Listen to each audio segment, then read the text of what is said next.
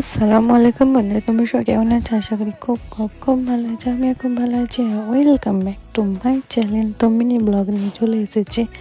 তো দেখতে থাকো, এগুলো আমাদের টমেটোমের ক্ষেত, মানে জমির মধ্যে আমাদের শীতে টমেটো চাষ করা হয়েছে। তো দেখো কত পরিমাণে টমেটোমের ফুল ধরেছে, আর অথচ টমেটো অলরেডি ধরে গেছে, মানে কাঁচা কাঁচা টমেটো তোমাদের দেখতে পাচ্ছ। তোমাদেরকে আমি দেখাই, তার মাঝে ফুলকপি লাগানো হয়েছে, বাঁধাকপি লাগানো হয়েছে। আর এটা হলো কি যে তোমাদের সবেদা গাছ, সবেদা ফল হয় সেই গাছ মাঠের মাঝখানে আছে। আর একটা নারকেল গাছ আছে। তো দেখো এগুলো বড় হচ্ছে, আর কত পরিমাণে টমেটো দেখো, ফুল দেখো প্রচুর প্রচুর। তো কাঁচা টমেটো বা সর্ষে বাটা দিয়ে, কাঁচা লঙ্কা দিয়ে জাস্ট একটু মাখা মাখা করে, মানে চচ্চড়ি টাইপের করলে খুব টেস্ট হয়। চলো বাই, টাটা, অন্য কোনো মিনি ব্লগ।